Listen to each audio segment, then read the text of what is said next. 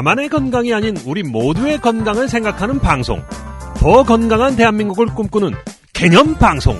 들리는 신문 히포크라테스.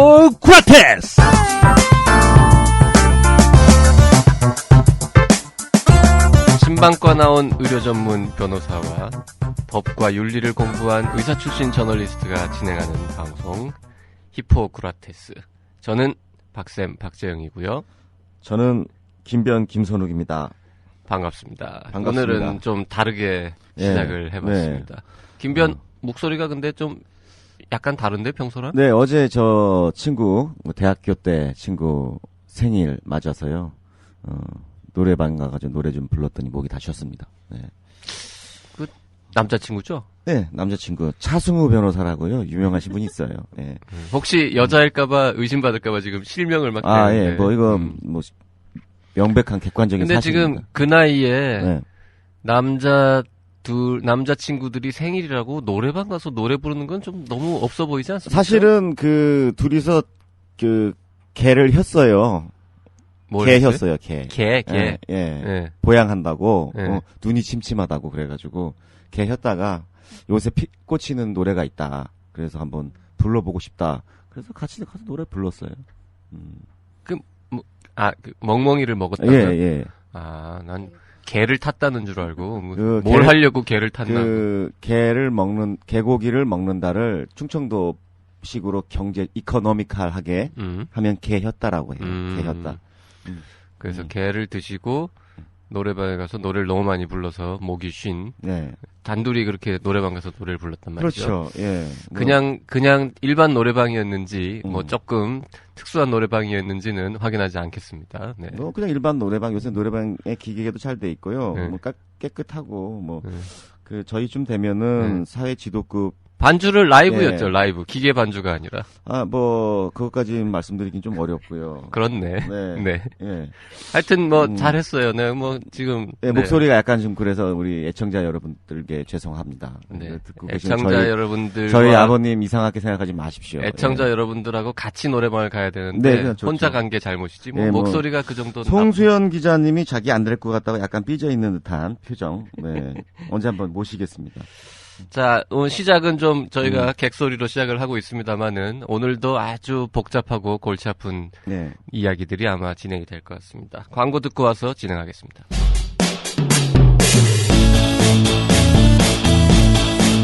안녕하십니까, 서한샘입니다. 들을수록 건강해지는 유익한 방송, 듣다 보면 빵 터지는 유쾌한 수다, 이름하여 나는 의사다 밑줄짝. 수다쟁이 깜신과 교회 오빠 양깡이 들려주는 건강 시크릿. 매주 화요일 오전 10시 다시 밑줄짝. 나의사로 오시오. 웰컴. 보건복지부와 대한의사협회는 원격 의료, 투자 활성화 대책, 의료제도 개편 등 의료발전 협의를 통해 협의된 협의 결과를 오늘 한국언론재단에서 공동 발표합니다. 복지부와 의사협회는 의료발전 협의를 통해 상호 신뢰를 회복하고 각종 현안과 향후 제도 개선에 있어 큰 틀에서 협의 결과를 도출한 성과가 있다고 평가합니다. 특히 짧은 시간에도 상호 합리적인 대화와 협의를 통해 결론을 도출했다는 점에서 의미가 크다고 하겠습니다. 방금 들으신 건 지난 2월 18일 보건복지부와 대한의사협회가 5차례에 걸쳐 진행한 의료발전협의회를 끝내고 거기에서 협의한 결과들을 발표한 공동 기자회견 내용입니다. 오늘 희구란 뉴스 브리핑에서는 이 이야기를 좀 다뤄보도록 하겠습니다. 네, 그 정부 측에서 얘기하는 원격 의료, 그리고 투자 활성화 대책, 의료보험 자회사 등이죠. 그리고 또 의료계 쪽에서 얘기하는 건강보험 및 의료제도 개선 방안에 대한 복지부와 의협의 협의 결과를 두고 논란이 일고 있습니다. 이 문제를 두고 지난 한 주간 어떤 일이 벌어졌었는지 들려줄 청년의사신문 송수연 PD 및 기자님을 모시겠습니다. 네, 안녕하세요. 송수연입니다.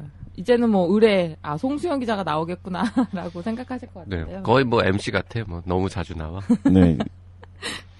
자, 의협이 총파업까지 예고하면서 원격 의료 등 정부 정책에 강하게 반발을 했고, 그 결과 어렵게 의정협의체인 의료발전협의회가 꾸려졌었습니다.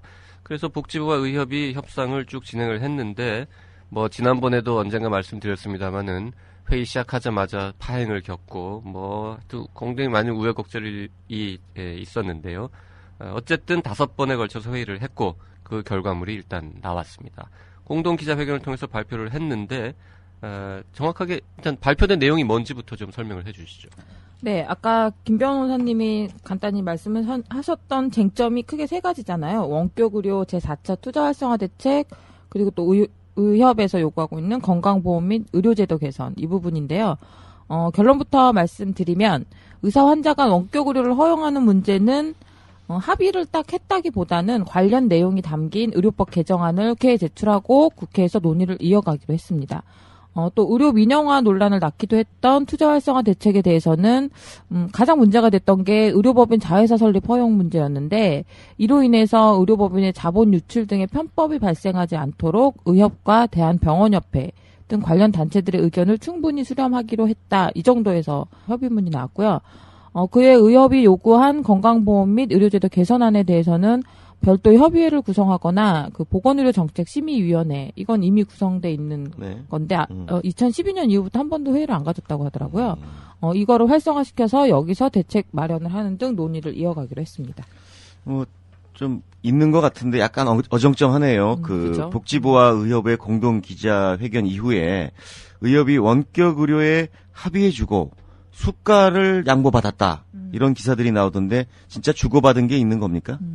말씀하셨듯이 이 협의 결과 협의문이라고 발표됐는데 이 협의문이라는 문구 가지고도 좀 논란이 있었는데 나중에 뒷부분에 나오긴 하겠지만 복지부와 의협 협상단 쪽은 합의문으로 그냥 합의 결과로 가자 문구에 이렇게 했었는데 그렇게 되면 이미 최종 합의된 것처럼 보도가 될 수 있다고 해서 노한규 회장이 협의로 가야 된다라고 해서 문구를 나중에 다 수정하는 일도 있긴 했는데요. 그 합의문이냐 협의문이냐를 가지고 싸웠다고요? 네, 그거 가지고도 좀 논란이 있었다고 그냥 하더라고요. 공동 기자회견문 이렇게 쓰면 되는데 보통 그걸 몰랐나 보네. 그러겠네요. 합의하고 협의하고 좀 다른가요? 협의를 거쳐서 합의를 하니까. 그러니까요. 그러니까, 아직 최종 합의는 아니다 이런 의미겠죠. 네. 네. 마음이 급한 정부는 합의 쪽으로 생각을 했고 그렇죠. 그다음에 뭔가 좀 밀리는 것 같다고 생각하는 의협에서는 협의 정도다라고 지금 얘기하고 있는 것 같네요.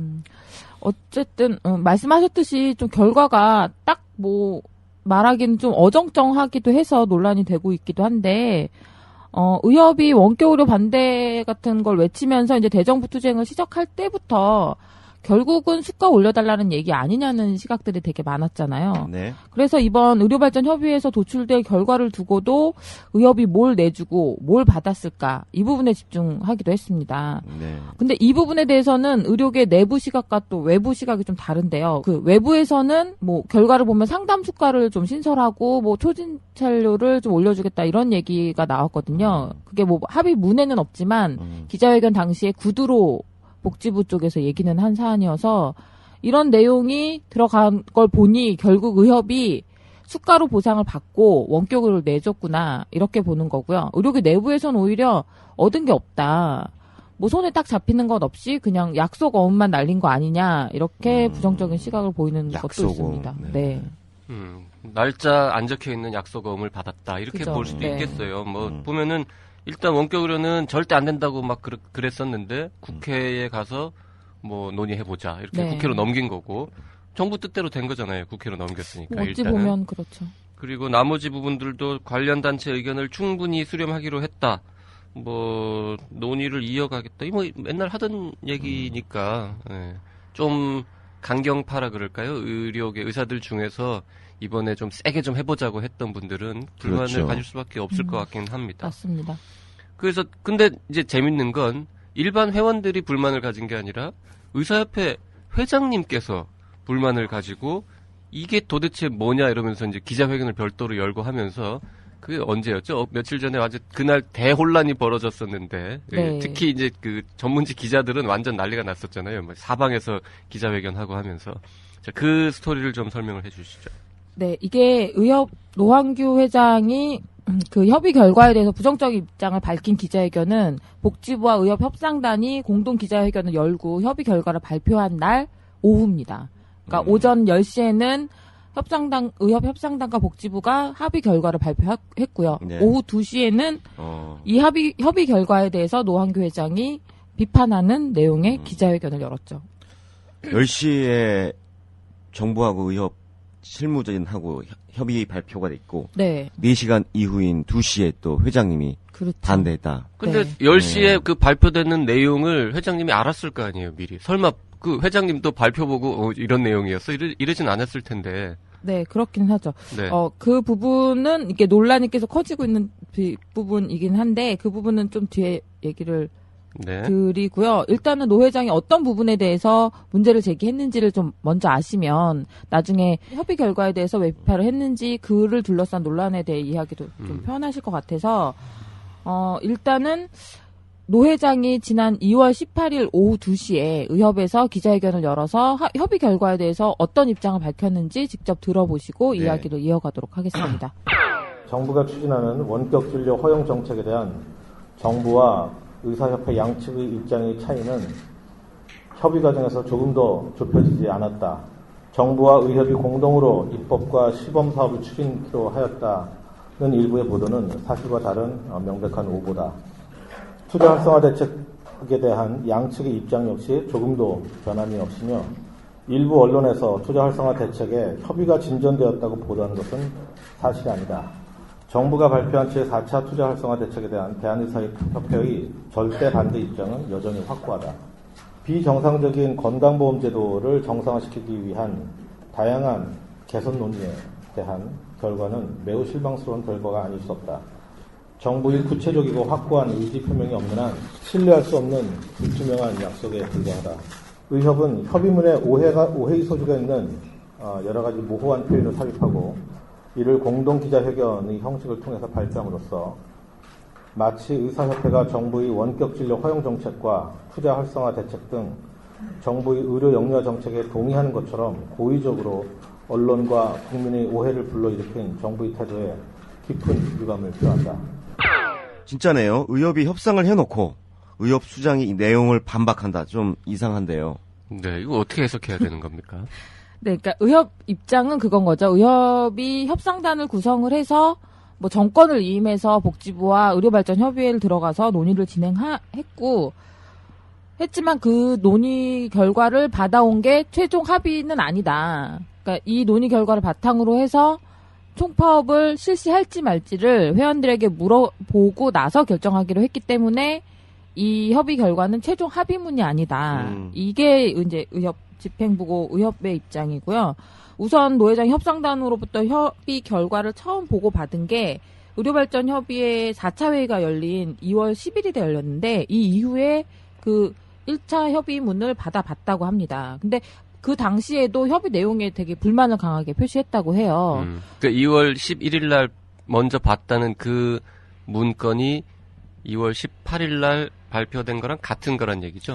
큰 틀에서는 비슷한데 네. 중간중간 이렇게 문구 부분은 많이 거의 수정이 같은 내용인데. 네, 됐다고 네. 하더라고요. 근데 그거를 보고 그때도 불만을 표시했다고요? 네. 네. 그리고 이제 의료발전협의회 마지막 회의가 2월 16일에 열렸는데 여기서 최종 협의 결과물을 도출을 했고요. 그 내용을 갖고 지난 17일 오후에 의협 비대위원들과 시도의사 회장들이 참석하는 확대 비상대책위원회를 열어서 내부 의견을 좀 조율을 했어요. 협의 결과에 대해서 어떻게 생각하는지 뭐 이렇게 의견을 좀 조율했는데 이 회의가 오후 7시쯤 열렸는데 그 전에 한 오후 2시쯤에 노 회장은 미리 이제 협상단으로부터 관련 내용을 보고받았다고 하더라고요. 근데 그때도 노 회장은 이 협의 결과물에 부정적인 입장을 밝혔고 그 확대 비대위까지 이제 가져가서 거기서 이제 좀 논쟁이 벌어졌던 거죠. 원래부터 협의 결과에 대해서 부정적 입장을 가졌던 노 회장이니까 확대 비대위에 가서도 이 협의 결과에 대한 문제점을 지적을 했겠죠. 근데 나머지 비대위원들은 대체로 좀 긍정적인 반응을 보였던 것으로 전해졌습니다. 그래요. 그 정말 이상하네요. 보통 이제 이런 거를 가지고 갈등이 생기면 되게 뭐 반반 정도로 나뉘어가지고 이거를 받아야 된다 말아야 된다 싸우기 마련인데. 그죠. 네. 근데 물론 뭐 비판적인 시각을 보인 사람들도 있었죠. 그 뭐 몇몇 비대위원들이나 뭐 시도의사회장들은 얻은 게 없다 시리기 노회장처럼 네. 다 약속어음 아니냐 이런 부정적인 입장을 보이기도 했는데 결국 과반수 의결로 그러니까 다수결 원칙에 따라서 과반수가 그냥 이 내용대로 공동 기자회견을 열자 이렇게 결정이 돼서 그다음 18일에 공동 기자회견을 그러니까 열었던 거죠. 비대위에서 의사결정 방식이 과반수의 어떤 다수결 네, 표결 네. 원리가 있는 거네요. 근데 네. 뭐 그 분위기를 보니까 뭐 55대 45나 6대 4가 아니라 굉장히 아주 일부 소수를 빼면은 다 긍정적으로 이 평가했다고 들었는데 그렇지 않나요? 네, 맞습니다. 그럼 네. 일부 소수라는 것은 비대위원장 몇 명이에요? 회장님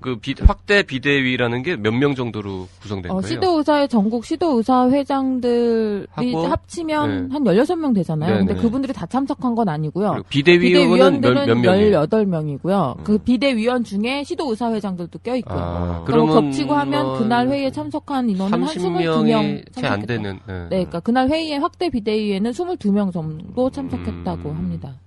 근데 그들 중에 다수는 이걸로 가자 일단 네. 했는데 회장을 비롯한 몇몇 소수의 사람들이 반대를 했다는 거죠. 네. 근데 그거 가지고도 조금 논란이 있는데요. 그러니까 네. 그 비대위원들이 다수가 긍정적인 반응을 보였던 이유가 네. 협의문을 그대로 공개하지 않았기 때문이다라는 게 노 회장의 주장인 거예요. 아. 그 확대 비대위에서는 협상팀이 협의 결과에 대해서 발표를 했겠죠. 이런 내용으로 협의가 됐다. 근데 그 협의 결과를 그 공동 기자회견에서 발표한 그 문건 그대로 보여주면서 한 게 아니라 파워포인트, 그러니까 프레젠테이션을 별도로 주제별로 3명이서 나눠서 한 거죠. 그 내용을 이렇게 발표를 하는 프레젠테이션 좀 각색을 했다고 표현을 하더라고요. 그 3명도 비대위 위원일까 협상단일까 협상단이죠. 아니에요? 네, 협상단으로 들어갔던 분들이 이제 나눠서 발표를 했는데 그 발표만 보면 뭔가 있어 보인다. 있어 보였기 때문에 그때 비대위에 참석했던 비대위원이나 그 시도의사회장들은 긍정적인 반응을 보였지만 자기는 협상 결과 최종본을 다 봤기 때문에 그거 보면 중간중간에 좀 문제가 될 요지가 많아서 자기는 반대했던 거다. 이렇게 또 논란이 있었던 거죠. 뭐 들을수록 좀 어떤 상황인지 이해가 안 되는 부분이 많은 것 같은데요. 그러니까 이 어떤 그 커뮤니케이션에 있던 문제가 있지 않나 싶은데요. 이게 그 불분명한 걸 자기 아전 인수격으로 해석을 해서 혼란이 발생하고 또 그것에 의해서 정리가 안 되는 게 이제 발생한 것 같아 보입니다, 지금. 네. 그래서 복지부가 공동 기자회견을 하고 있는 그 시각에 그 노 회장은 노스페이스에다가 글을 올린 거죠, 지금. 네, 정확히 말씀드리면 노스페이스, 네. 그러니까 노환규 회장의 페이스북이 아니라 그 블로그를 또 따로 하나 이번에는 하고 있어요. 딴 거예요? 네, 그게 네. 글이 좀 길어서 그런지 블로그에 올리고 그걸 이렇게 링크를 걸어서 이제 페이스북에도 공유를 했는데 거기에 이제 비대위원장의 사퇴하기로 했다라면서 이제 전날 비대위에서 있었던 논란이면 뭐 이런 걸 좀 결정된 상황에 이런 거에 불만이 좀 있었다라는 글을 기자회견을 하는 동시에 올려버렸죠. 그러니까 복지부랑 협상단의 기자회견은 10시. 네. 그리고 노한규 회장의 반박 기자회견은 오후 2시. 그렇죠. 근데 그 반박하는 내용을 본인의 블로그에다가 올린 거는 그럼 오전 10시경이라는 거죠. 네. 근데 이거 가지고도 또 뒷말이 좀 있었는데 네. 우리 뒷말 좋아해요. 그거 많이 해줘요. 그 전날 확대 비대위에서 노 회장이 비대위원장직에서 물러나겠다라는 입장을 회의 말미에 밝혔다고 그랬잖아요. 그 당시에 참석한 시도의사회장들이나 비대위원들은 만류했다고 합니다. 그러면서 만약에 그렇게 사퇴하겠다는 의사를 밝히고 싶으면 기자회견이 끝난 이후에 좀 해달라라고 양해를 구하기도 했다고 하더라고요. 네. 근데 기자회견은 2시로 잡았지만 공개는 오전 10시에 한 거죠. 위원장을 사퇴하겠다. 네. 그걸 10시 정부 측하고 의협 측하고 협상단들이 발표할 그 시점에 공개한 똑같이. 거죠. 네. 일반인들 입장에서 보면 좀 상식적으로 이해가 잘 안 가는데요. 네. 근데 비대위 그 위원장에서 물러난 게 단순히 그 협상 결과가 마음에 안 들어서 그런 건 또 아니라면서요. 다른 이유도 있다면서요. 네. 그게 2월 17일에 열렸던 확대 비대위에서 결정된 게 협상단이 가져온 거 그대로 그냥 공동 기자회견을 할지 말지 이 여부만 결정한 건 아니고요. 어쨌든 협의가 끝나고 나면 그 결과를 토대로 해서 3월 3일에 총파업을 할지 여부를 회원들에게 찬반 투표를 묻기로 했잖아요. 네. 그래서 그 찬반 투표 문구 그리고 어떤 형식으로 진행을 할지 이 부분도 이번 확대 비대위에서 결정하기로 했어요. 근데 네. 그 확대 비대위에서는 그러니까 투표는 2월 19일부터 2월 27일까지 온오프라인에서 진행되기로 했는데 노 회장은 이 투표를 할 때 투표 용지에 언제 파업을 개시한다. 그러니까 그때 총파업 출정식을 통해서 정한 날짜가 3월 3일이었잖아요. 그러니까 네. 3월 3일 총파업을 실시한다는 걸 명시하고 총파업을 실시하면 무기한으로 할지 아니면 기간을 좀 정해놓고 할지 이런 방식까지 좀 명시해서 투표용지를 배포하고 회원들에게 찬반 투표를 물어야 한다는 게 노 회장의 주장이었던 반면 네. 나머지 이제 비대위원들 다수는 너무 촉박하다. 시간이 3월 3일에 총파업을 개시하거나 이러려면 너무 촉박하다. 투표 마감이 27일에 하는데 2월은 28일까지밖에 그렇죠. 없잖아요. 네. 그러니까 뭐 한 2, 3일 정도만 준비를 해서 만약에 총파업을 하자는 쪽으로 가면 그걸 바로 해야 되는데 시간적인 여유가 너무 없으니 이번 투표에는 그냥 날짜는 명기하지 말고 총파업을 할지 말지만 묻자. 네. 그리고 총파업을 하되 어떤 형식으로 할지 이런 무기한으로 갈지 이것도 명기하지 말자. 예. 그렇게 주장을 해서 결국은 후자가 결정이 된 거죠. 일반 이해가 안 가는 게 네. 이 파업 여부는 결국 정부하고 어떤 그 대화가 잘 안 되고 협의가 잘 안 되니까 그것에 대해서 반발로서 의료계 쪽에서 가장 강력한 카드로 그 행사를 하는 건데 협의는 해놓고 파업을 또 할지 말지를 한다. 이거는 그래서 만약에 파업하기로 한다. 그럼 협의하고 파업 간의 관계는 뭡니까? 제가 볼 때는 파업을 안 하는 걸 전제로 해서 정부하고 협의한 걸로 제 이해가 되는데요. 그때 당시 협의를 들어갈 때 파업을 안 한다는 전제로 들어간 건 아니었고요. 그러니까 일단은 총파업 출정식 때 아예 3월 3일로 못을 박아서 그때부터 돌입을 하려고 했었는데 그렇게 강경하게 가려는 분위기가 있었는데 이렇게 너무 강하게 가기보다는 일단 한번 정부랑 대화를 좀 해보자 네. 라고 해서 협상을 하기로 했고 이 협상 결과에 대한 걸 받을지 말지 그러니까 받고 총파업을 안 할지 안 받고 파업을 할지를 모든 회원들한테 물어서 50%가 넘으면 결정하겠다라고 이미 전제를 깔고 들어갔었던 거죠. 그러면 모든 회원들한테 어떤 협의, 그동안에 진행되어 왔던 정부하고 협의 이런 내용들 다 밝혀줘야 될 텐데요. 그래서 그렇죠. 그걸 보고 회원들이 이거는 안 되겠다. 그래서 파업을 하겠다 말겠다 이렇게 결정을 해야 될 텐데 그 의료발전협의회의 협의문 이걸 가지고도 또 논란이 있다고 하네요. 예. 네, 정말 계속 논란인데요. 예. 정말 누구는 6.25 때 난리는 난리도 아니라고. 요즘 유행어. 할 정도로, 네.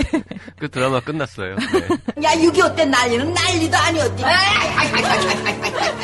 이 협의문을 두고 논란이 벌어지는 이유는 복지부와 공동 기자회견 때 공개된 협의문과 예. 또 다른 내용이 추가된 게 문건이 따로 있어서 논란이 되는 거였어요. 그러니까 이면 합의.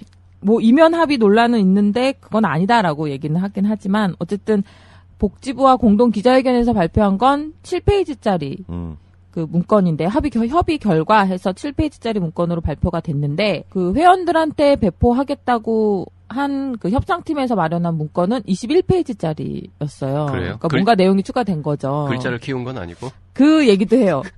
그 협상단 쪽에서는 원래 15포인트여서 네. 한 40몇 페이지. 진짜예요? 난 농담한 거야. 진짜예요. 그러니까 자기들이 회원들한테 설명을 하기 위해서 그러니까 네. 간단하게 합의문만 배포하면 현안에 대해서 모르는 회원들은 헷갈릴 수가 있으니 현안이 뭐고 쟁점이 뭔데 이런 합의문을 도출했다라는 걸 이렇게 부연 설명을 좀 한 문건이 처음에 만들었던 게 40페이지 정도 됐대요. 근데 그게 글자 포인트가 15포인트였다는 거죠. 너무 문건이 길어서 글자 포인트 12포인트로 줄여서 21페이지로 줄었다는 거죠. 아니, 원래 합의문은 7페이지라면서요. 그것 때문에 논란이 있는 거예요. 그러니까 7페이지짜리하고 40페이지짜리 문건하고 뭐 40이든 20이든 긴 버전하고 짧은 버전 중에서 어느 게 진짜며 어느 걸 믿어야 되냐 이런 건데 이 의료 쪽은 뭐 제가 태생적으로 의료 쪽이 아니니까 근데 의료를 하다 보면 참 이렇게 애매하고 불분명한 게 너무 많아요. 왜 그래요? 원래 그런 거예요? 아니 의료 쪽만 그런 거 아니에요. 사실 어떤 왜 큰 무슨 노조나 이런 데서 보면 아니 저번에도 보면은 뭐 수가를 정부가 10% 인상해주기로 했다고 하더라. 이것 때문에 또 뭐 회의 그만두고 자꾸 이면 나오고 예. 공식적으로 하는 것 같지가 않고 그게 합니다. 그게 말이죠. 네. 의사들 전체의 어떤 성향이나 뭐 문제 때문이라기보다는 네. 워낙 이제 많은 의사들이 있다 보니까 좀 이렇게 여러 종류의 그러니까 사람들이 국민들이 있는 거죠. 뭐 진료기록부가 조작이 됐다. 맨날 의심하는 게 이게 윗선에서도 뭐 10페이지다, 20페이지다 막 이러니 의료사고 나면 국민들은 야 이거 뭐 진료기록부 이거 10개 있는 거야? 원래는 40개 있는 거 아니야? 정부하고 합의문도 2개인데 예, 뭐 이러고. 이렇게 생각할 수밖에 없는 거 아니겠어요? 네, 근데 그 합의문이 2개 아니냐라는 논란에 대해서 협상단은 아니라는 입장을 밝혔는데 똑같은 거다. 똑같은 건데 회원들한테 좀 더 자세하게 설명을 하기 위해서 좀 설명을 붙이다 보니 늘어난 거다라는 입장이고 다시 그럼 결국은 잠깐만요. 다른 게 아니라는 입장이죠. 잠깐만. 그러면 네. 7페이지짜리는 거기 문서에 뭔가 이렇게 정부하고 그 협상단 이름이 다 쓰여 있겠죠. 의사협회랑 뭐 정부는 이렇게 그죠, 협의했다. 그죠. 네. 그 40페이지인지 20페이지짜리에도 그렇게 적혀 있어요, 그러면? 네. 정부 이름이? 네. 사인도 들어가 있어요? 아니 그런 건 그런 건 이건 아니죠. 협의문이어서 사인 그러니까 같은 건 그 없었어요. 원문이 네. 있고 그것에 대한 의협 입장에서 본 해설서 내지는 네, 주석서죠? 네, 맞습니다. 아니 설명서 정도. 의협 입장에서 한 해설서냐 아니면 의협과 정부가 같이 만든 해설서냐에 따라서 정부가 다른 이렇게 시간이 많나요? 그런 것까지 하게? 이것 때문에도 논란이 벌어지는데요. 지금 물어보면 되잖아요, 정부한테. 이 40페이지짜리 설명문도, 네. 첨부 문서도 정부와 이 의협이 의해서 만든 거냐, 네. 아니면 이 문서는 니네는 모르는 거냐라고 물어보면 되잖아요. 그러니까 제가 그 회원들한테 배포하려고 마련한 협상단의 그 문건을 입수를 해서 봤는데요. 기존에 발표한 협의문과 문건 중에 가장 다른 점은 나중에 첨부 자료를 해서 한 29개의 규제 개선 방안이 담겼어요. 그러니까 뭐 규제 개선 방안을 언제 어떻게 개선하겠다라는 구체적인 시기까지 명시한 그 부분이 협의문에는 공동 기자회견에서 발표한 협의문에는 없었던 내용인데 협의 결과에 대해서 노 회장이 상당히 부정적인 입장을 밝혔다고 했잖아요. 근데 노 회장도 협의 결과 중에 그나마 정부가 가급적 빨리 시행하겠다고 명확히 밝힌 부분이 있다고 평가를 내린 게 2차 의료 살리기 협의체라는 게 있는데 거기서 논의됐던 사항에 대해서 가급적 빠른 시일 안에 개선해서 시행하겠다라고 밝혔거든요. 근데 그게 뭔지는 공동 기자회견 문에는 없었던 거죠. 근데 회원들에게 배포한 건 그게 뭔지가 담겼던 거죠. 그게 29개. 정치자들이 막 짜증낼 것 같아요. 그렇죠. 듣다가. 저도 뭐 좀 도대체 짜증나요. 뭐라는 거냐, 이러고. 아니, 근데 그러면 그 합의문을 회원들에게 배포를 했는데 그 협상단이 네. 그 의협 회장이나 다른 집행부한테는 얘기 안 하고 그냥 뿌렸어요? 그랬다고 왜 하더라고요. 뿌린 다음에? 아, 그랬다고요? 네. 어. 그러니까 이게 왜? 협상단이 그러면 회장한테 보고도 안 하고 그거를 전 회원들한테 이렇게 배포한다는 것 그것도 좀 이상하잖아요. 네, 그것 때문에 또 한참 논란이 있었는데요. 그러니까 제가 그 협상단이 배포한 그 자료를 받아보고 추가된 내용들이 있잖아요. 그래서 그거에 대한 입장을 묻기 위해서 노한규 회장과 통화도 좀 하고 했는데 이 소식을 들은 노한규 회장의 반응은 정말 배포됐느냐는 반응이었어요. 그러니까 이거는 배포하기로 결정된 사안이 아니다. 비대위에서 결정된 사안이 아니다. 라는 입장을 밝혔었는데 그 문건이 일단은 18일 오후에 배포가 된 거죠. 누구에 의해서요? 그 민수은 그 단장님? 네, 네. 그 협상단 단장을 맡았던 네. 서울시 의사의 임수음 회장의 예. 결정에서 이제 이렇게 됐는데 그 비대위원장하고 단장하고의 의견 차이가 있는 거네요. 네. 근데 그 결정이 됐다 안 됐다 가지고 논란이 있어요. 뭐 노 회장은 결정이 안 됐다 그러고 임수음 회장은 비대위에서 결정된 사안이라고 그러고. 아니 그럼 그 임수음 회장이랑 노한규 회장이랑 다 이 문제에 대해서 뭐라고 뭐 대답을 했을 거 아닙니까? 기자들이 물어봤을. 먼저 지난 2월 19일, 그러니까 협의문을 가지고 임 회장과 노 회장 사이에서 그 갈등이 벌어진 거에 대해서 같은 날 오전 오후 또 나눠서 기자회견을 열었는데요. 오전에 먼저 기자회견을 열었던 노한규 회장의 입장을 들어보겠습니다. 이 의료발전 협의회 이 협의문에 보시면 여기 아까 말씀드린 대로 1차 의료 살리기 협의체에서 의논하는 것들 추진키로 한 현장 규제 개선 과제 그것을 빠른 시일 내에 시행함으로 되어 있기 때문에 근데 그게 여기 문서에 없죠. 그게. 그러니까 그것이 바로 이것이다라고 다 이제 붙여서 설명을 했는데 문제는 그것이 보건복지부도 공인하는 자료가 아니라는 거죠.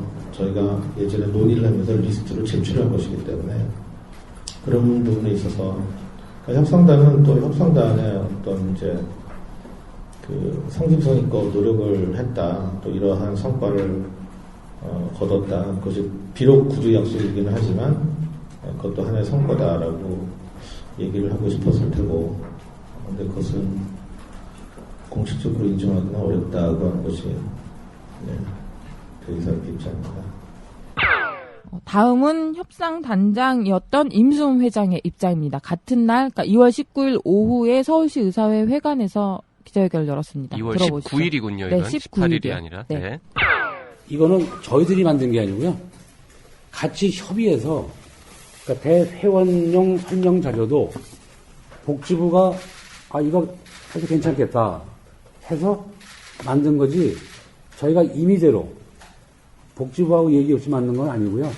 이것도 사전에 다 노 회장님한테 보여드린 자료고 그날도 그 PPT 파일하고 돌리면서 본 자료입니다. 그리고 그 자리에서 이거를 못 보여드렸잖아요. 대표성 있는 비대위나 시장님한테 못 보여드리는 게 참 예의가 아니고 죄송스러워서 제가 양해 구했습니다.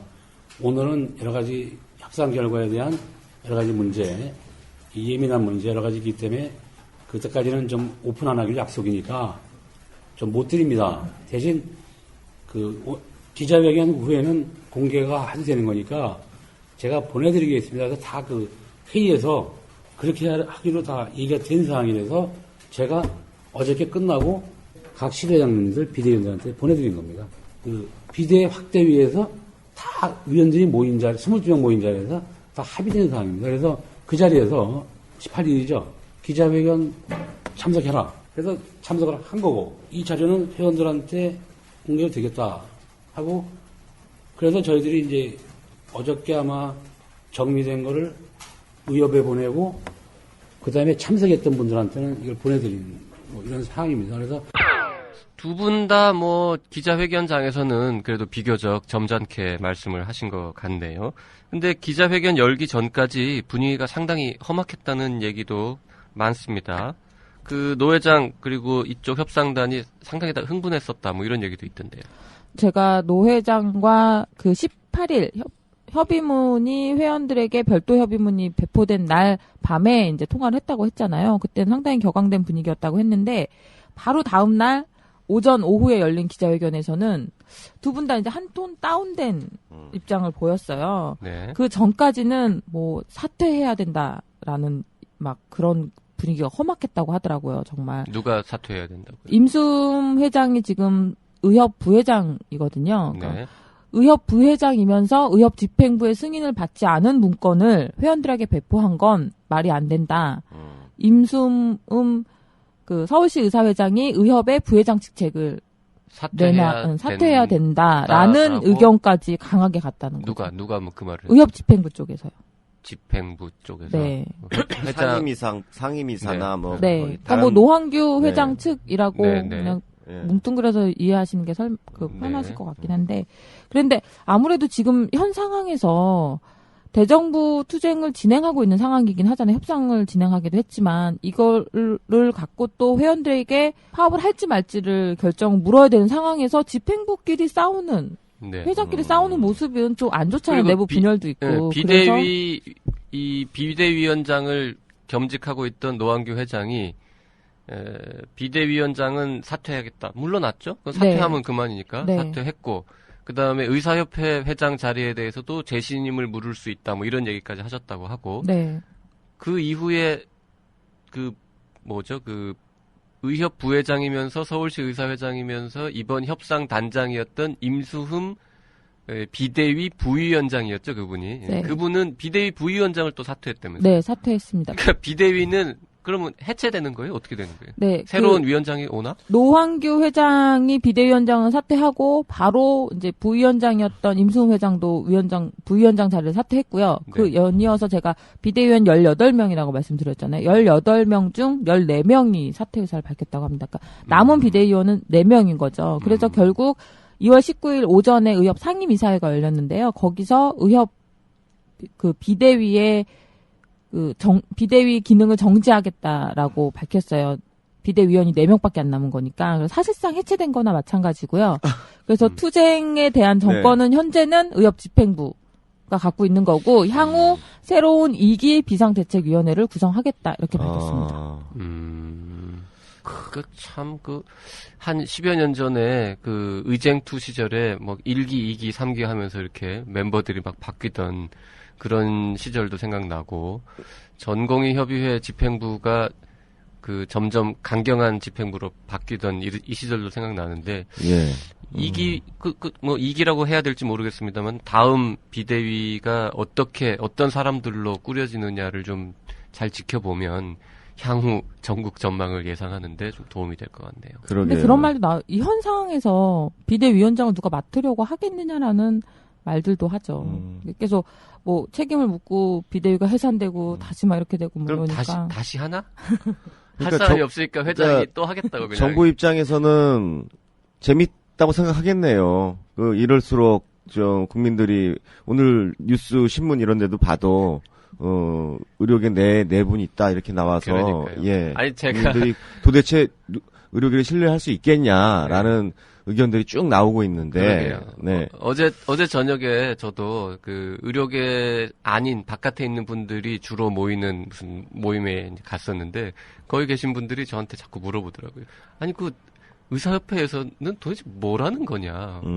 왜 이렇게 협상을 한다 그랬다, 원격 의료를 반대한다 그랬다가 이번에 그러면 한다고 찬성한 거냐?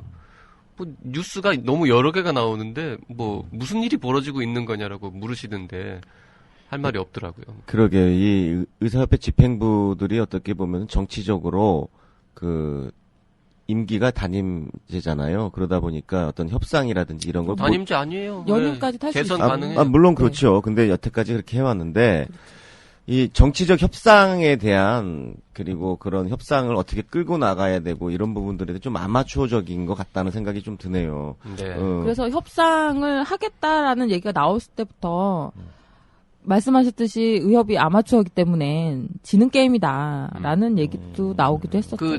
니고시에이터인가 이런 영화 있었잖아요. 네. 협상 전문가 이런 사람을 좀 외부에서 쓰면 안 되나?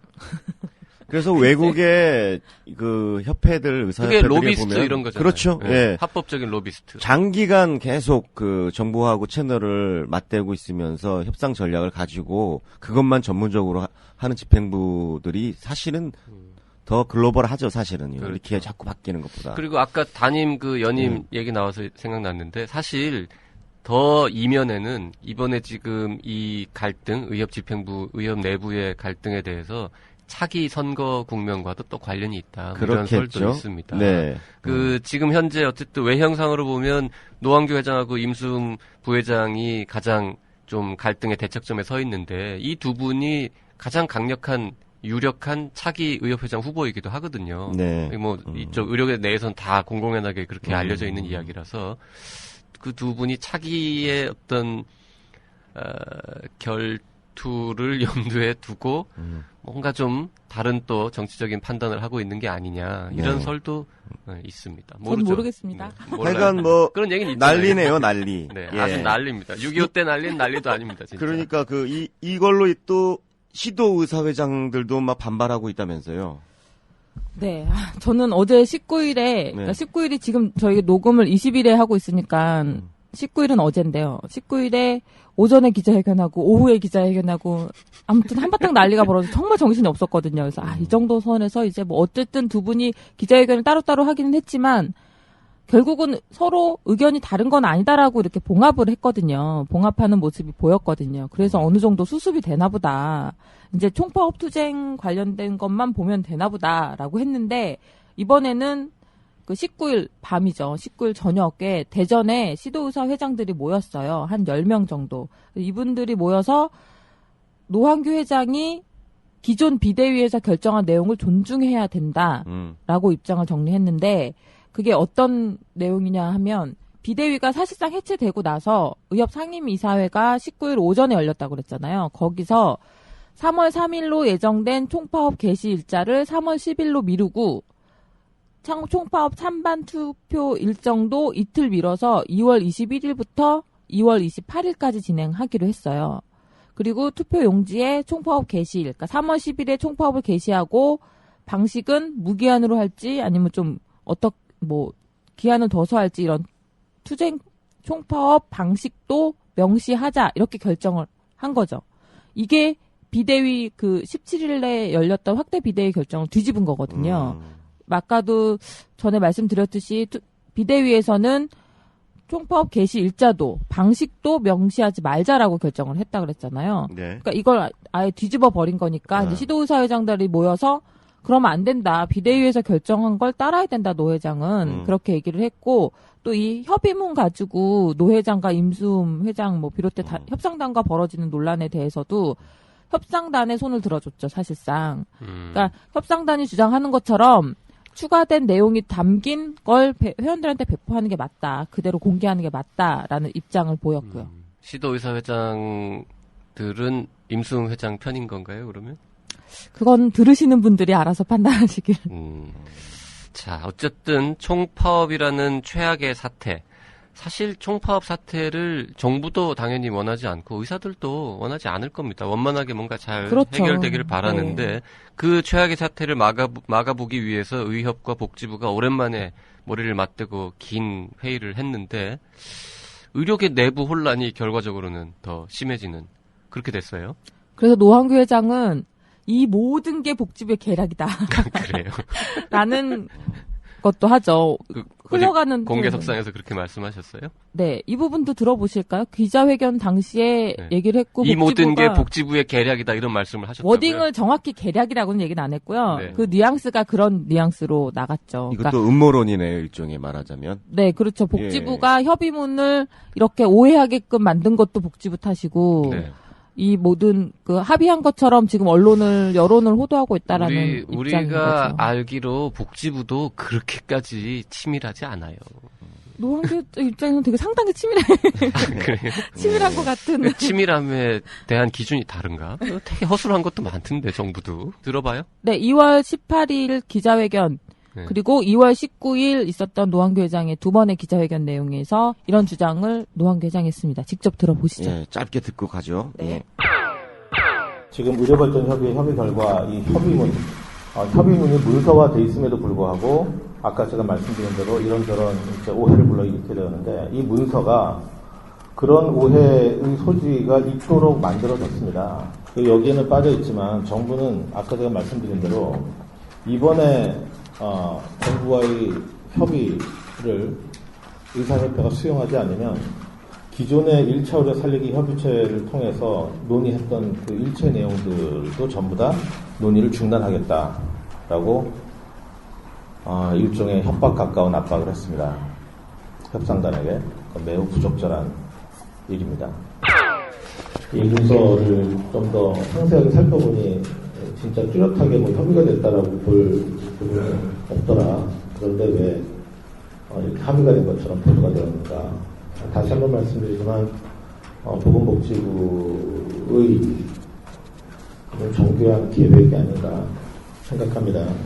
그리고 합의를 전제로 해서 합의를 기정사실화하면서 보건복지부 장관이 대회원 서신을 만들어서 어제 일부 회원들에게는 이메일로 발송을 했고 그리고 오늘 또 추가로 계속 전체 의사 회원들에게 발송을 하고 있는 것으로 알고 있습니다. 매우 부적절한 일입니다. 이번 사태가 어떻게 이제 해결될지는 참 모르겠네요. 이게 오리무중으로 들어갔으니까 의협 상임이사 회하고 또 비대위하고 또 시도의사회장님들하고 또 의견들이 각각 4분 오열하는 모습이 아마 의사협회 회원들한테는 참 불안하게 느껴질 것 같습니다. 또 그 총파업과 관련돼서 설문도 나가고 그럴 텐데 하여간 빨리 이런 문제들이 명쾌하게 해결됐으면 합니다. 오늘 뉴스 브리핑은 여기까지입니다. 송수연 기자 수고했습니다. 네, 저 지금 오늘 한 이 뉴스 브리핑을 들으시는 분들이 현 상황에 대해서 이해가 되셨을지 모르겠는데 최대한 그래도 현 상황의 논란에 대해서 좀 설명을 해드렸는데 혼란만 더 부추긴 건 아닌가 싶기도 하고요. 어쨌든 오늘 감사합니다.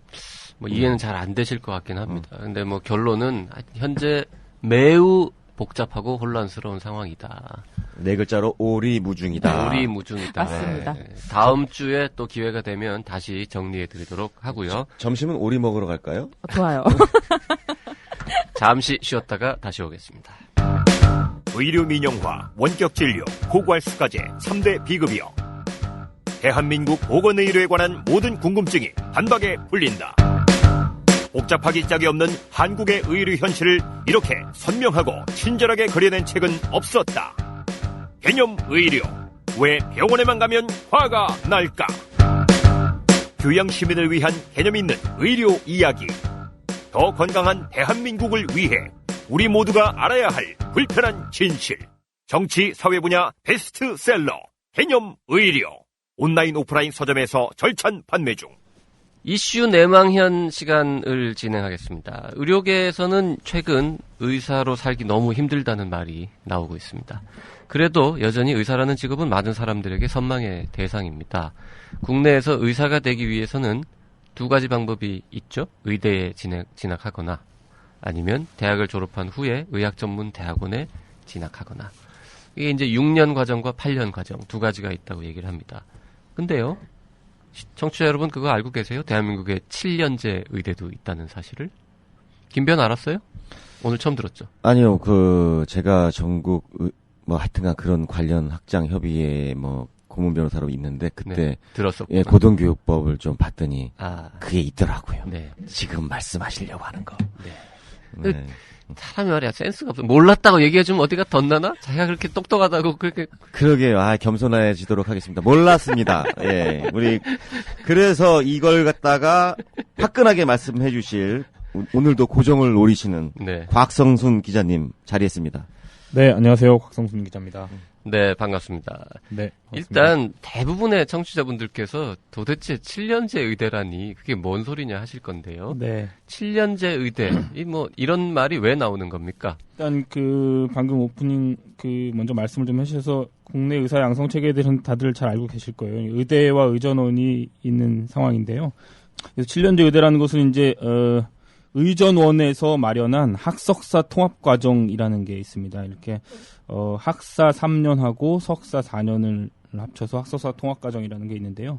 이게 이제 3년, 4년 합치면 7년이기 때문에 오고 7년하고 또 이제 의대라는 말이 붙는 이유는 뭐냐면 이게 학석사 통합과정이니까 학사라고 하면 이제 대학을 졸업하면 주는 게 학사잖아요. 그렇기 때문에 네. 이제 고등학교를 졸업하는 수험생들이 이 학석사 통합 과정에 입학을 할 수 있습니다. 그렇기 때문에 고등학생 졸업하고 의대 가는 거나 고등학생들이 졸업하고 요 과정에 들어오는 거나 비슷하다. 이렇게 해서 이제 의학교육계에서는 이거 7년제 의대 아니냐 이런 얘기가 나오고 있는 겁니다. 7년제 의대 맞네요. 들어보면은. 일단 고등학교 졸업한 사람이 가서 7년 있으면 그렇죠. 의사 국시를 볼 수 있게 되는 거잖아요. 석사 학위를 받으면서 네. 의사 국시를 볼 수 있는 자격이 주어집니다. 대신 이제 이 학생들은 입학과 동시에 소속이 보통 이제 단과 대학이나 이런 데로 들어가잖아요. 이 학생들은 대학원 소속이 되는 겁니다. 대학원 소속의 학부 학생인가요? 그러면? 그렇죠. 대학원 대학원 소속인데 학부 과정을 밟는. 그 친구들은 그러면 대학생까지만 할인되는 거는 할인 혜택을 받아 못 받아요? 거기까지는 제가 취재를 안 했는데, 보통 학생 할인이 대학생까지만 되고 대학원생 안 되는 경우가 많잖아요. 그렇네요, 이게. 예리하네요. 그거는 제가 놓치고 갔던 부분인데. 네. 빙고. 그래요. 네. 근데, 어쨌든, 저도 최근에 알았는데요. 네네. 언제 이런 게 가능해졌어요? 오래된 얘기는 아니잖아요. 네, 일단 법적으로만 보면 방금 김 변호사께서도 말씀하셨듯이 고등교육법이라는 게 국내에 있는데요. 이게 이제 대학 관련된 여러 가지 내용들이 담겨 있는 건데 여기 29조 3항의 학위 과정의 토감이라는 게 지난 2011년 7월 21일에 신설됐습니다. 여기 보면 이제 대학원과 학부가 있는 대학이 이 학석사 과정을 만들 수 있다라는 게 이제 1조, 이 항의 1번에 나와 있습니다.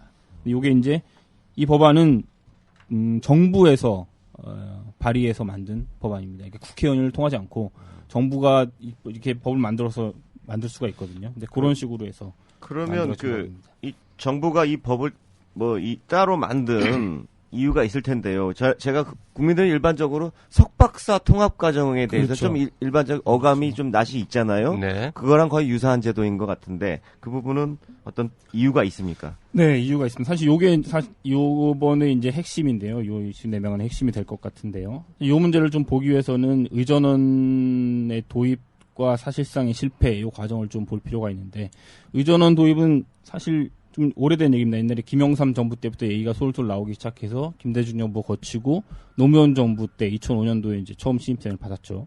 근데 다들 아시겠지만 이 의전원이라는 데가 이제 의사들이 너무 이제 돈 버는 것 대치 중에서 무슨 임상의사, 뭐 개원 이런 거에만 치중돼 있었기 때문에 다양한 학부를 졸업한 학생들을 입학시켜서 뭐 연구라든가 뭐 이런 다양한 분야 쪽으로 좀 진출시키겠다. 이게 이제 큰 목표였는데 사실상 실패를 했죠. 지금 왜냐하면 이제 의전원을 졸업해도 다 이제 돈 벌러 가버리니까 의사들이. 똑같이. 예. 네. 그래서 정부가 이제 지난 2010년에 결국 이제 의대나 의전원을 같이 선발하거나 하고 있는 대학들에 선택을 할 수 있게 이제 계획을 발표했죠. 둘 중에 하나를 선택해라 이렇게 했습니다. 당시 대학들이 이제 이 선택을 할 때 고민에 빠지게 되는데 일단 뭐 의대로 가는 게 당연한 선택인 게 맞는 것처럼 보였습니다. 왜냐하면 이제 우수한 학생을 빨리 뽑을 수 있고 학교 수준이나 이런 걸 높이는데도 의대로 돌아가는 게 좋거든요. 근데 문제는 이제 이 의전원을 만들어질 때 정부에서 지원한 금액들이 꽤 있었습니다. 각 대학별로 한 수십억씩 해가지고 총 한 380몇 억 정도가 된 걸로 알고 있는데요. 그거 좋은 지원금을 토해내야 한다 말아야 된다 뭐 이렇게 논란이 좀 있었고 걸림돌이 됐었습니다. 그래도 그때 당시 대부분 대학들이 의대로 돌아가는 선택을 했었죠. 네. 근데 그때 네. 세 가지가 있었잖아요. 완전 의대 그렇죠. 그리고 두 가지를 병행하는 그렇죠, 학교, 그렇죠. 그다음에 의전원만 있는 학교 이렇게 그렇죠. 있었는데 대부분 다 그냥 의대로 네. 환원이 된 거죠. 그렇습니다.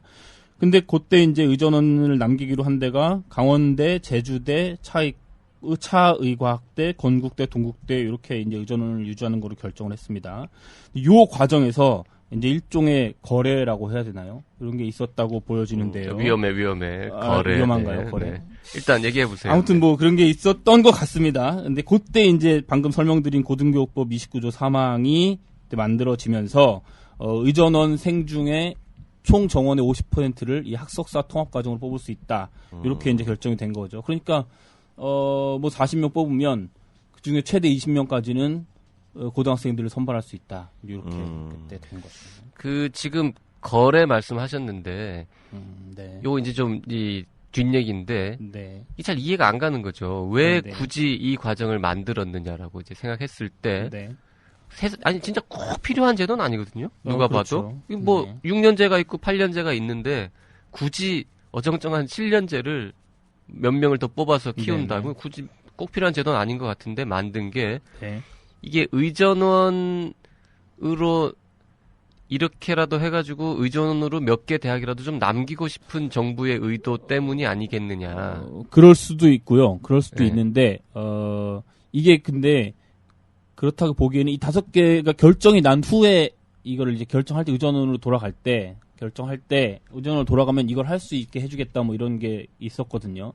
그러니까 네. 이 규정이 바뀐 거는 근데 몰랐던 대학들도 있었던 것 같습니다. 그래요. 이 당시에 전체 대학들을 모아놓고 이렇게 할 거니까 니네 이것도 참고해라고 한 게 아니라 당시에 최근에 한 의대 학장님의 말을 들어보면 몰랐다는 거죠.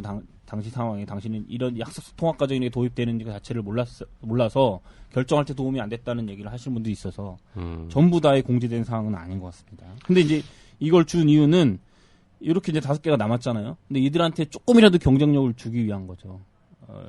이제 조금이라도 젊은 인재를 뽑을 수 있는 길을 터줘서 의대랑 뭐 경쟁을 좀 하든지 아니면 학교의 수준을 떨어뜨리지 않고 조금 유지시키든지 뭐 이런. 아니, 좀 이해가 잘 안 가는 게 보세요. 5개 학교는 의전원으로 결정을 했다면서요, 이미. 네.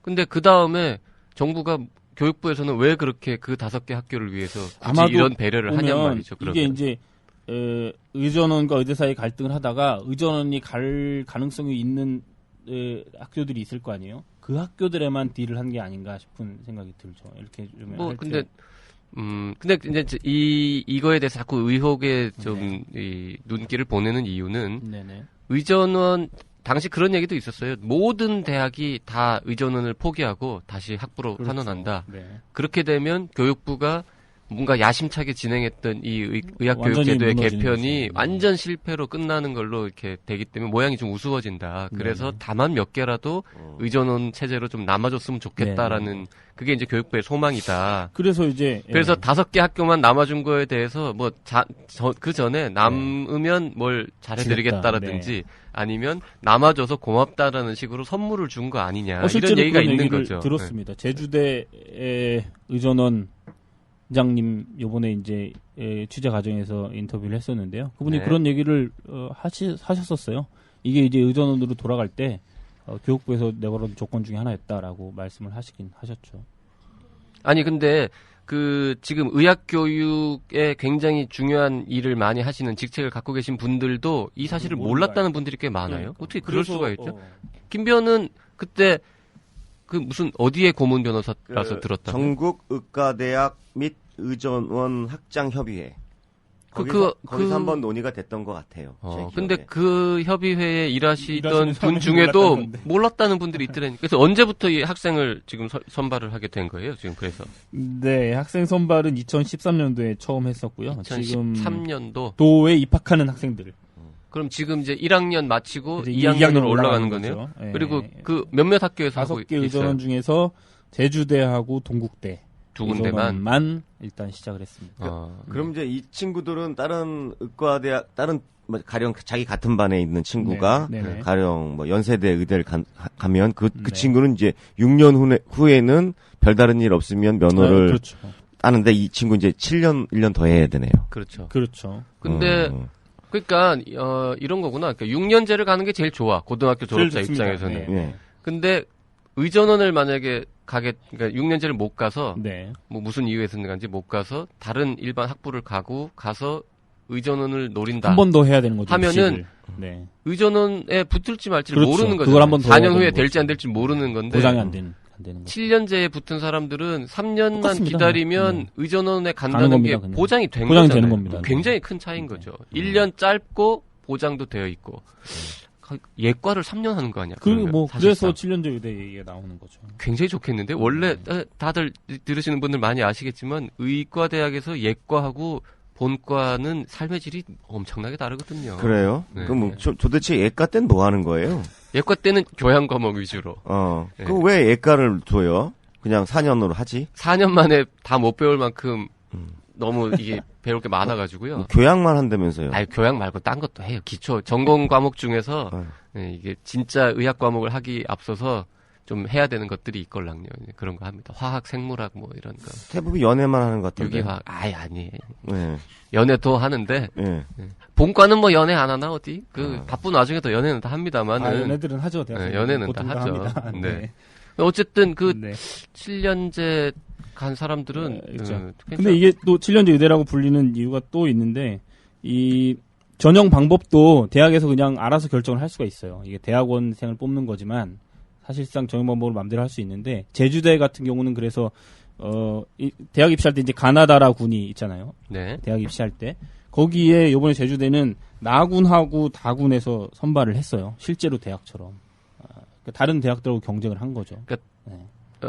대학원생을 뽑는 건데 명목상으로는 일반 대학생 뽑는 거랑 비슷한 방식으로 전형을 나군이나 다군에서 이 동국대 이 제주대 학사사 과정을 선택하면 다른 대학을 선택할 수 없는 겁니다. 똑같이 대학.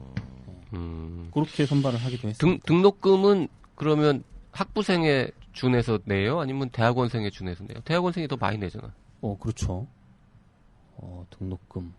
안 알아봤구나. 그렇죠. 등록금까지는 제가 돈에 별로 관심이 없는 사람이라서 굉장히 허술한 기자네 이거.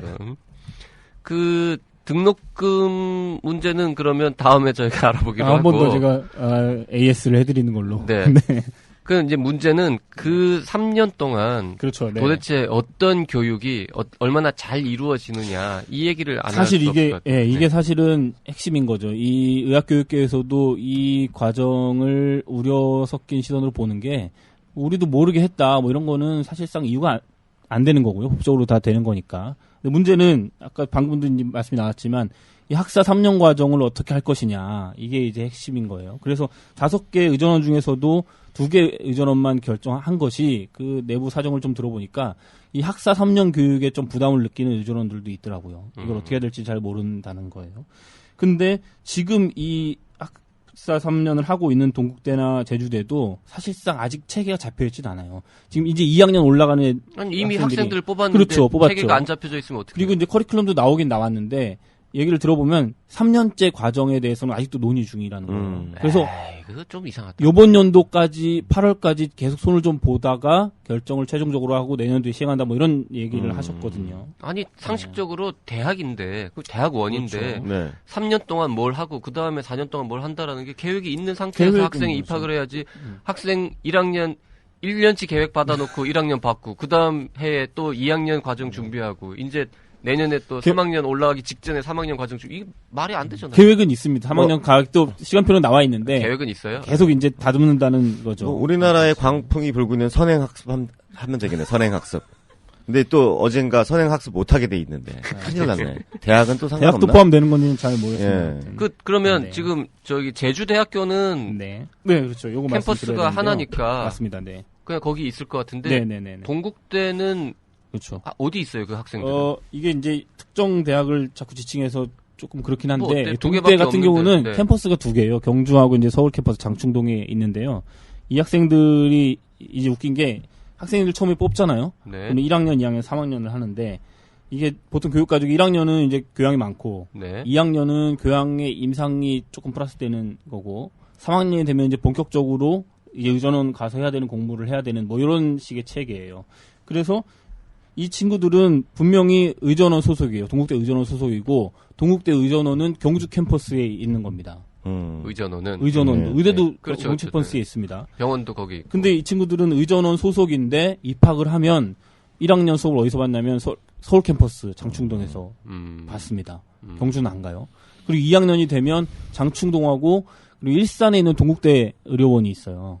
그렇죠. 네. 일산에 병원이 있죠. 거기를 왔다 갔다 하면서 이제 교육을 받게 되고 3학년생은 아직 없는데 이 동국대 의전원 학장, 지금 학장이라고 부르는데 의대랑 의전이 같이 있기 때문에 학장님 말씀을 들어보면 3학년이 되면 경주로 내려와서 본격적으로 1년을 받고 이제 의전을 가는 거 이렇게 지금 계획을 하고 있습니다. 이렇게 이 친구들은 계속 왔다 갔다 이제 1, 2, 3학년을 다 다른 곳에서 수업을 받게 그렇게 되는 되는 상황인 거죠. 물론 동국대 학장 말로는 이유가 있습니다. 이 친구들이 눈높이가 너무 높다는 거예요. 이 의전원 소속이긴 하지만 고등학교를 졸업하고 오는 친구들이기 때문에 눈높이가 높아서 이 친구들을 교양 수업이나 이런 걸 잘 해주려면 경주에서는 힘들고 이 서울에 있는 이 인프라라고 해야 되나요? 그걸 좀 도움을 받아야 되기 때문에 그쪽에 아예 있는 게 좀 낫다. 이제 이렇게 얘기를 하는데 그렇게 따지면은 경주에 있는 예과생들은 지금은 동국대는 없나? 지금은 안 뽑았죠. 예과가 없죠. 예과는 지금은 이미 안 뽑아서 다 그런데, 의전원이니까.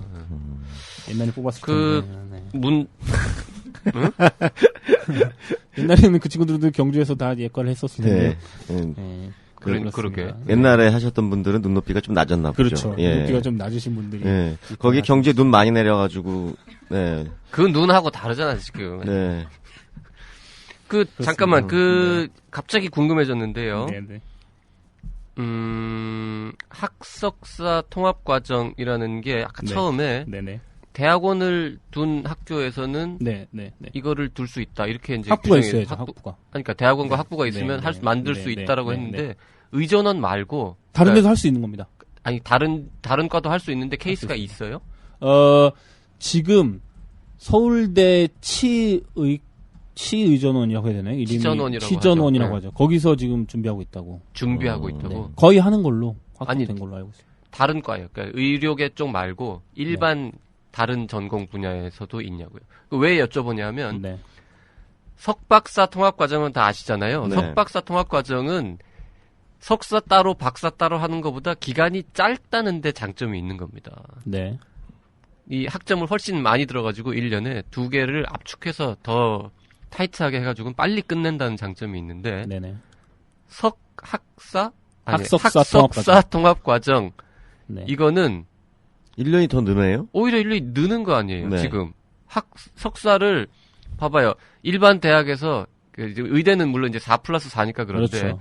일반 다른 전공 과목 같으면 학부 졸업하고 대학원 2년 하면은 6년이면 석사를 딸 수 있는데 네. 지금 이 동국대와 제주대의 이 통합 과정은 그게 조금 7년짜리 그게 왜냐면 그게 이제 이 자세히 설명을 안 드렸는데 법에 보면 세부 사항들이 있잖아요. 네. 세부 사항에 보면 꼭 3+4로 하는 게 아니라 네. 그 과에 따라서 이제 조금 조정을 할 수가 있어요. 연수를 4+4로 해도 되고? 그거는 법을 다시 한번 자세히 봐야 2+4로 해도 되는데, 되고 그러면? 그럼 조금 2+4로 해도 되면 그냥 그 의대인데 완전히 이름만 아니요. 그러니까 의대는 이렇게 해야 되고 그리고 만약에 다른 과들은 좀 4+4로 다른 한다면은 그것도 이상한 거죠. 그거는 의전원 대학 그 합격자를 미리 4년 전에 뽑아 놓는 건데 그것도 이상한 것 같고. 그러면 다른 학부 같으면은 다른 학부는 5년인대가 돼야 되는 거지 그러면. 뭐 그렇게 될 수. 왜냐면 다른 학부는 대학원 그러니까 의전원은 대학원이 4년이 정해진 거잖아요. 그러니까 근데 다른 4+4를 과들은 압축해서 7년으로 그렇죠. 한다는 게 취지인 것 같은데 그럼요. 사실 눈 가리고 아웅인 게 6년에 할 수 있는 거를 7년으로 늘려놨다는 느낌이 강하게 들고요. 다른 전공과에서는 그러면 5년 만에 더 줄일 석사까지 수도 딸 수 있는 네네. 케이스가 실제로 있느냐. 그런 게 많이 있으면은 뭐 이런 제도가 도움되는 측면도 있겠구나라고 수긍을 할 텐데 굳이 의대나 치대만을 위해서 이런 7년제 특이한 과정을 네. 만들어서 거기에만 존재한다면 왜 만들었을까? 꼭 의대나 이거를? 치대를 위해서만은 아닌데 네. 의대나 치대를 염두에 둔 법안인 것은 맞는 것 같습니다. 그게 그 말 아니에요? 네. 그래서 뭐 아직 모릅니다. 전 근거가 전혀 없이 드리는 네. 말씀인데 이런 좀 특이하고 뭔가 희한한 이런 이상한 제도가 좀 갑자기 남들도 모르는 사이에 네. 그 뭐 이렇게 폭넓은 의견 수렴 절차 없이 툭 네. 하고 네. 응? 갑툭 튀어나오는 바람에 자꾸 일부 사람들이 뭔가 이게 좀 꿍꿍이가 있는 거 아니냐, 특혜가 아니냐, 뭐 이런 얘기들. 일부 특혜가 있는 거는 네. 교육부에서도 인정을 했습니다. 교육부는 뭐라 그래요? 교육부 대학원 지원과 그 담당자하고 통화를 했을 때 사실대로 얘기했습니다. 이 의전원으로 가는 대학들의 젊은 인재를 좀 충원한다는 의미에서 만든 거다. 그렇게 말해요? 네, 그런 식으로 얘기했습니다. 그래서 시크한데? 뭐라고 얘기했냐면 너무 그런 시선으로만 보지 말고 좀 네. 뭐 조금 부드러운 시선이라고 했나요? 무슨 시선으로 좀 너그러운 시선으로 좀 봐달라 뭐 이런 얘기까지 하시면서 우리가 뭐 잘못하려고 하는 것도 아니고 잘 봐달라 뭐 이런 말씀. 이게 결국에는 이런 법을 처분적 법률이라고 하거든요. 뭐냐면 어떤 법률이라는 건 여러 사회 현상에 모두 다 들어맞아야 되는 게 맞는 거예요. 근데 가령 뭐 박쌤만을 혼내주자 이런 법을 만들 수는 없잖아요. 그죠? 예? 박쌤 같이 잘생긴 사람을 잘해주자 뭐 이런 거는 괜찮습니다. 근데 박쌤을 어떻게 하자 이런 건 안 되는데 이 고등교육법이 이 규정을 이 제도를 만들면서 이게 아까 우리 곽 기자님이 얘기하셨던 29조의 3항이 아니라 29조의 3이라는 거를 하나 신설을 한 거예요. 거기에는 뭐 7년으로 한다, 6년으로 한다 이런 얘기는 없습니다. 그냥 그건 없고 그냥 그 학사와 석사를 통합하는 과정을 둔다라고 했는데 지금 박쌤이 얘기한 것처럼 그 의과대학 이외에는 별로 실효성 만약에 7년으로 한다면은 좀 실효성이 없을 수가 있는 거죠. 근데 뭐 5년으로 여기 법에는 기한은 안 나왔으니까. 정하지 있지 않습니다. 그러니까 뭐 5년짜리를 둬서 학석사 통합과정 둔다. 그거는 또 의미가 있죠. 대학별로 상황에 따라서 맞춰서 할 수 있는 겁니다. 자, 어쨌든 저희가 이 이야기를 저희 청년회사에서도 커버 스토리로 이제 얼마 전에 다루고 방송까지 하고 있는데요. 왜 하냐하면 어딘가에 특혜나 부정이 있을까봐가 아니라 의학 교육이 제대로 안 되면 뭔가 좀 이상한 의사가 나타나서 국민 건강에 해를 줄 수 있기 때문에 지난번에 저희가 관동의대나 서남의대 사건도 계속 다루고 있는 게 부실한 의학 교육이 이루어지면 안 된다라는 취지에서 그렇습니다. 그런 거거든요. 그래서 지금 뭐 동국대나 제주대 의전원 4년 교육은 다 지극히 정상적으로 잘 이루어지고 있는 것으로 알고 있습니다. 하지만 그 3년이라는 결코 짧지 않은 기간인데 그 기간 동안에 학생들이 혹시 좀 뭔가 이 부족한 교육을 받는. 그렇죠. 그러면 시간 낭비, 자원 낭비 뭐 여러 가지로 이제 문제가 많이 생길 거기 때문에 그런 노파심에서 지금 저희가 이 얘기를 하고 있는 거고. 이런 그 논의들이 계속 돼야 전반적인 의학 교육의 질도 올라가지 않겠냐 뭐 이런 기대를 가지면서 하고 있습니다. 마지막으로 제가 제 발언을 마지막으로 좀 드리고 싶은 말씀이 그거였는데요. 일단 이 친구들이 이제 2학년 올라가는 친구들이 다고 아직 3학년생도 없고 이 과정을 통해서 의사가 배출되려면 아직 많이 남았고 아직 이 과정을 통해서 의전원에 직접 들어가서 공부를 하고 있는 학생들도 없는 상황이기 때문에요.